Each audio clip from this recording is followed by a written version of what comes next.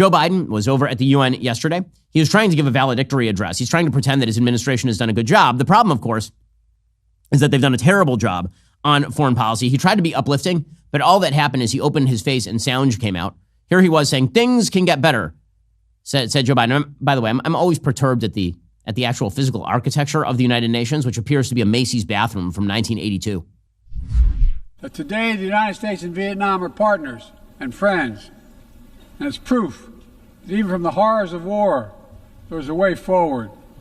Things can get better. We should never forget that. I've seen that throughout my career. Well, they didn't get better under you, so there's that. My favorite part of this speech probably is when Joe Biden claimed that it was his decision to drop out. Well, I mean, it was his decision to drop out in the same sense that it was the band leader's decision to sign over the singer's contract to the mob in The Godfather. This summer, I faced a decision whether to seek a second term as president. It was a difficult decision. Being president has been the honor of my life. There's so much more I want to get done.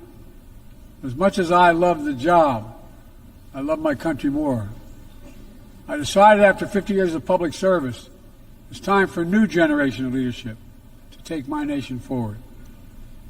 My fellow leaders, let us never forget, some things are more important than staying in power. It's your people.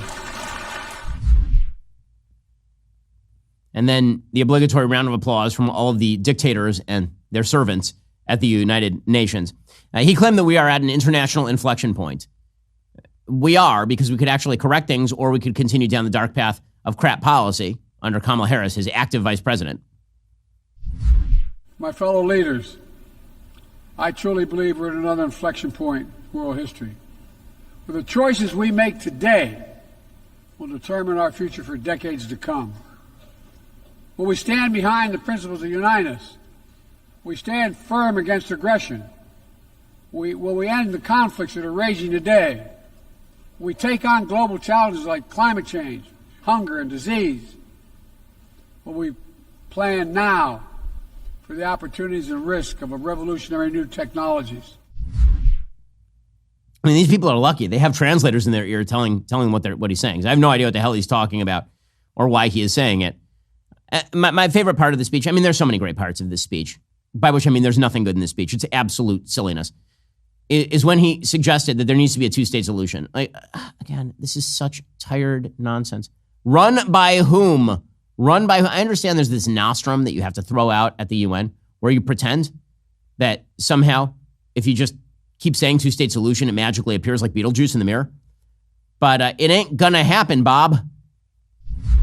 As we look ahead, we must also address the rise of violence against innocent Palestinians on the West Bank and set the conditions for a better future, including a two-state solution where the world, where Israel enjoys security and peace and full recognition and normalized relations with all its neighbors, where Palestinians live in security, dignity, and self-determination in a state of their own. This dude can't go too soon. Seriously, he cannot. And the civilized world recognizes that behind closed doors, by the way, I've talked to many of the international leaders, particularly in Europe, behind closed doors, they're like, yeah, he's terrible. He's terrible. And he's made the world so much less safe. It's crazy how unsafe the world has become under this person. You know what is a bad thing? If you're not taking care of your health. You like that transition? I know you did. So here's the deal. Your body needs more than just kale smoothies to operate at its best, and that's why I want to tell you about Momentus. I'm not a fads or gimmicks guy. I believe in hard work and results, which is exactly what Momentus creatine, omega-3, and protein deliver. These three supplements deliver nearly every aspect of foundational health, from aiding cognitive function to reducing muscle and joint inflammation. My good friend and colleague Christine is a triathlete and a mom to a toddler, which is a lot, and she's been taking these supplements daily, which means she's not only crushing it on her Peloton every morning, she's also dominating at work. It's like a secret weapon for high performers who want to outwork the competition.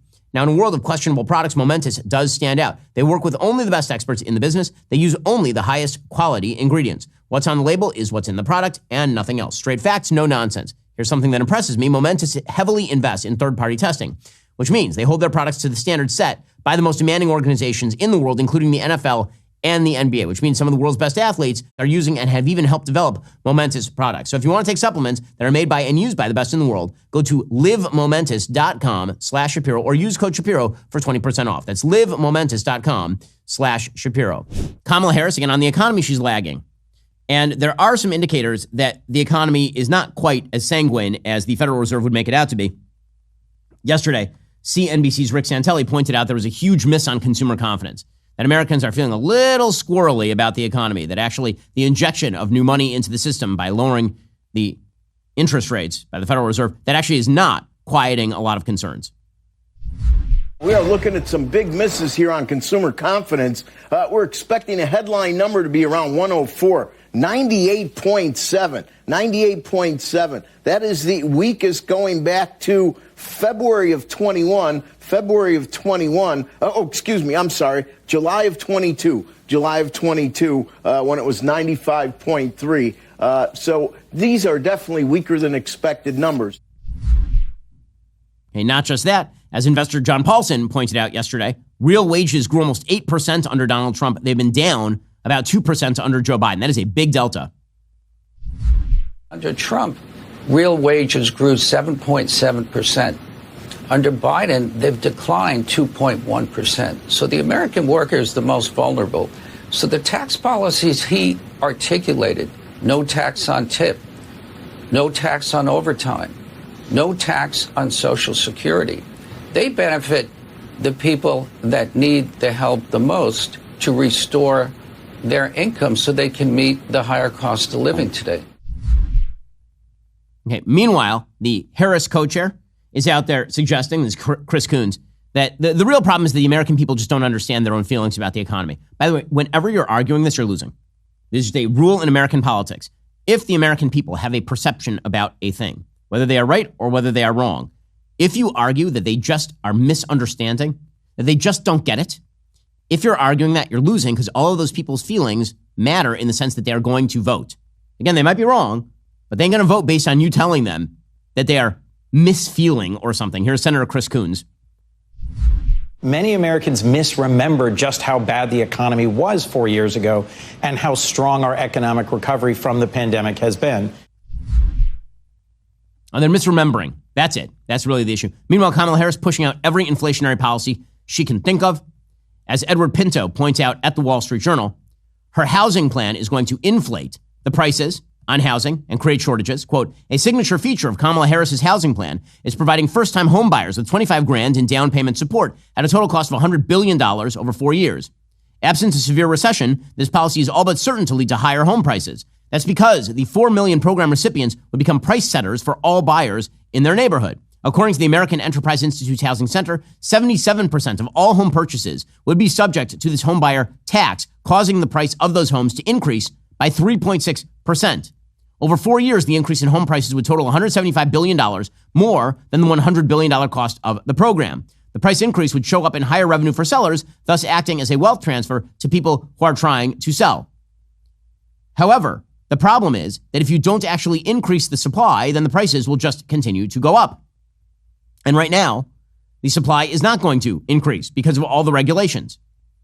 Also, because Kamala Harris and her team all over the country keep pushing idiocies like rent control.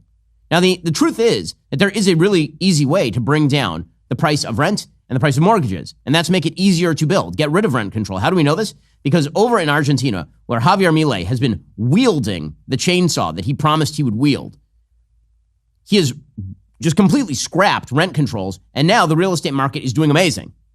It's actually not all that hard. According to the Wall Street Journal, for years, Argentina imposed one of the world's strictest rent control laws. Now the country's new president, Javier Milei, has scrapped the rental law along with most government price controls in a fiscal experiment that he is conducting to revive South America's second biggest economy. The result, the Argentine capital is undergoing a rental market boom. Landlords are rushing to put their properties back on the market, with Buenos Aires rental supplies increasing by over 170%. While rents are still up in nominal terms, many renters are getting better deals than ever, with a 40% decline in the real price of rental properties when adjusted for inflation since last October. In other words, his economic shock therapy is working. It turns out deregulation of the economy leads to lower prices and better products. Precisely the opposite of what is promised by Kamala Harris and her economic team. This is why Americans don't trust Kamala Harris on the economy or on anything else. And this is an insuperable problem for her. Again, she has gotten the best 8 weeks of media coverage in human history. And she is currently leading in the national polling average by maybe 2%. And in the states, she's not leading at all. In fact, it appears that the gap that emerged between Harris and Trump after she jumped in is starting to close again. It's never been very big, and it's starting to close again. And if you look at the swing state polls, what you see is that every single, I'll repeat this until the cows come home, every single swing state is within the margin of error. And they seem to be moving just a little bit back toward Trump at this point. And it's only going to get worse for her, because what can she do to make fetch happen? What can she do to recapture the magic? Not much. Are you tired of the lies and the twists of the mainstream media talking points? Yeah, me too. Join me in my newest series, Fact, where I dismantle and bring truth to this tiring mainstream agenda.